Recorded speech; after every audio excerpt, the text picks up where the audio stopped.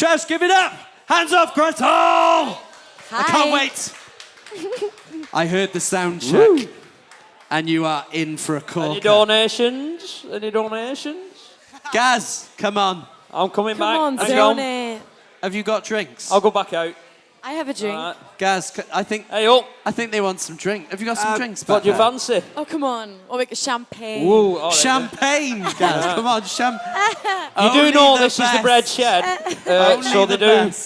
I do a fine cocktail of where's them bloody innocent gun-guns? I'll be honest, I wouldn't trust anything in a glass that this man serves you. What's going on? Beware. Test everything. Hands Off Gretel, thank you so much for coming on. We've been had. Oh, thank you. I'll go to the bar. He is off to the bar. He might come back with something good for you. Who knows? Good. Don't hold your hopes up, honestly. A tea bag. Tell us about yourselves. How did it all begin? How did you end up getting together? How did it begin? Yeah, come on. Take us back to the beginning. I always answer this one. Sam. No, go on, Sean. You answer this one. Do we go back to dinosaurs and causality and all that? Or are we talking like... Are you that old? Are you that old? Dinosaurs? Yes. Oh, Christ, yes. No. Christ. No. Come on, how did you meet? I like to know sometimes, especially when I don't know, and I don't know much about the history of this band. And so I like to know how was it a note on the school wall, the youth club wall? No, it's boring. It's really boring. Go on. It is. It's truly boring. I was solo for a while, and then I was playing with Sean Sean was like my acoustic guitarist at the time, and then I met Sam. It was all auditions and like real professional, yeah. And you've got to admit, it was all really, really boring. We have to make up a lie. We actually founded Wales. That flag, we designed that flag. I like that was us. Yeah, doing the voice. America was us. I love this accent. I love this accent though. We were actually America. We introduced horses. It's where the dragon came from, was horses with wings. It's boring stuff, you know yourself. We split the atom, all that, man. Boring. How can you not love him? How can you not love him? It's the accent. It's the accent. So, you're the driver, you were the motor behind this. You got this lot together. Who were your influences growing up? Because I love the look. I love the sound, I love the strength of it. And I tell you what, I just clicked when we had Neighbourhood Baby on. Look at, oh my gosh. Oh, thanks. What is that though, Gaz? That's a strange champagne. Oh, look at him. With these Ferrero Rocher, you do spoil us. He is useful for something. Look at that, he is useful for something. Don't say never getting out. What I noticed tonight... Anyone else? We've got a lot of females. A lot of female singers. I noticed that. And it's sort of good that is normal. And I almost don't want to point it out. But the truth is, I have two daughters who are very much into their music. And at the last Trash, we had Lines.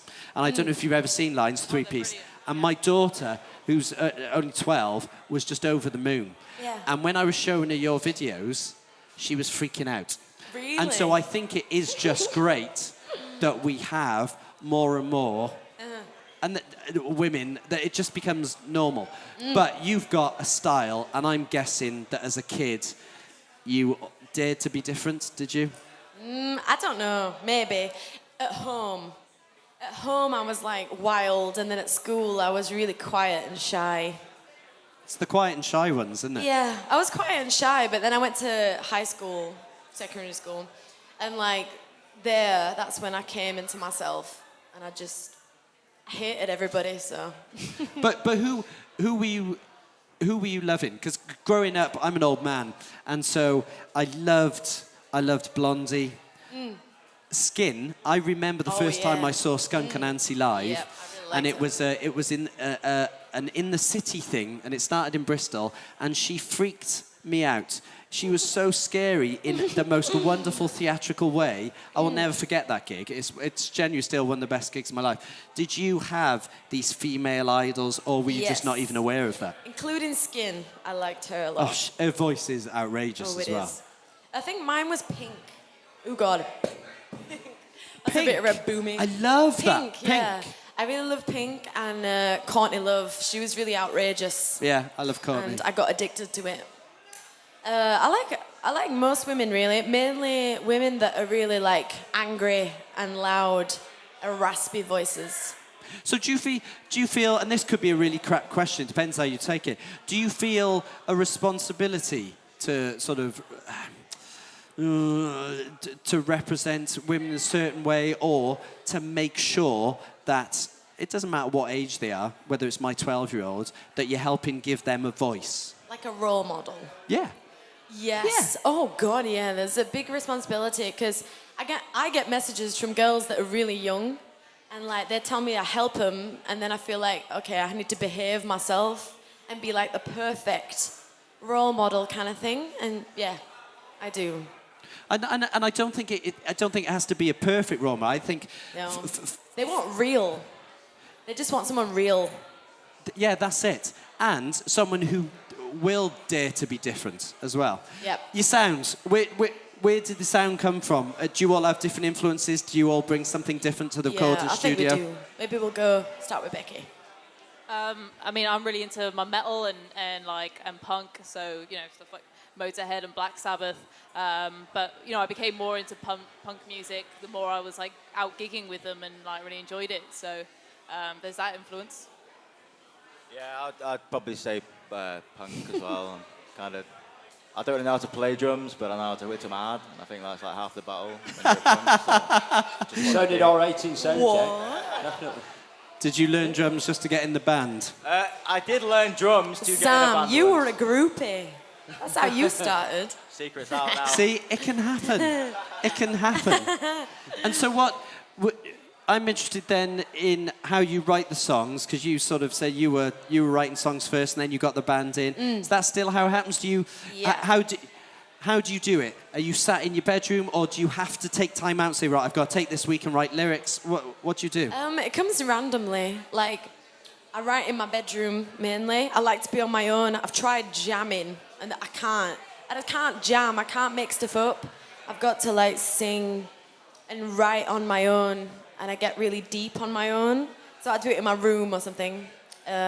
And then I send the songs to the band, and then they... Are you very protective or possessive of those lyrics, or are you happy just to send it to the band? I'm quite a protected mother, yeah. Okay. Over the song. Yeah. I mean, no, I will change it, but I am stubborn. Now, I'm going to mention this because I only found out about it from you earlier, and we've already mentioned it with the Space Monkeys. Sadly, you've had the same experience as they did with Pledge Music, is that right? Mm-hmm. Yeah. And it is, it's proper killer though, isn't it? Because it's such a great idea and has been, and there's other ways of doing it, crowdfunding. Like, I mentioned Shed 7, and I know that's a random reference, but their album last year is their biggest album. They're on their biggest tour from crowdfunding. So that concept itself is so good, and yet you lot, what is the latest? What is the situation with that? Where are you lot at? To be honest, no real update from Pledge themselves. Like, the best advice you get is from sources external to Pledge. People saying, if you've got a credit card, go by your card provider to cancel it and stuff. Pledge themselves aren't being very helpful with it at all. It's kind a of bloody nightmare. Yeah, it's terrifying, really, because you build up that much money, and it's very much... And it's amazing, the fact that people can get behind you that hard, and via this platform, everything can grow and grow and grow, and suddenly you get sent a shit sandwich. Yeah. And no one wants a shit sandwich, do they? Well, you get cravings occasionally, No. but generally no. I mean, there's B12 in shite, like, so... It says more about us than them, probably. So, but practically, logistically, for your fans, where are you at? Is the album good to go? Yeah, I mean, we're kind of taking over on our own website, so we've got full control of all the money that comes through now. So people can pre-order on our website, and we keep 100% of the money. So, I mean, it's the same thing as what Pledge did, really. But, I mean, we trusted Pledge as a big company. She's gone. It's all right. It's all right. Keep going. I don't know if it was shit sandwich. I don't know what it was. It could have been anything. Who cares? It's just... I just want you to enjoy yourself and have a laugh. It's all about how you spread it. So when can fans expect the album? Well, we're going to start posting them out in a couple of weeks. Okay. So people who pre-ordered it, they will be sent out soon. Brilliant. But in terms of the Pledge stuff, we're not entirely sure. Hopefully we'll be able to send out the albums from Pledge, but I'm not sure if we can afford to send out T-shirts and other unique items. But, you know, you can still buy it on the website. Very professional, yeah. I think that's the end of the interview. Herself, Okay, we need a new Lauren. We broke this one. We could do it a second. Has anyone got a second Lauren? She's broken. It was just one too many for her. Trashed. Please give a huge round of applause to our wonderful friends. Hands Off Gretel!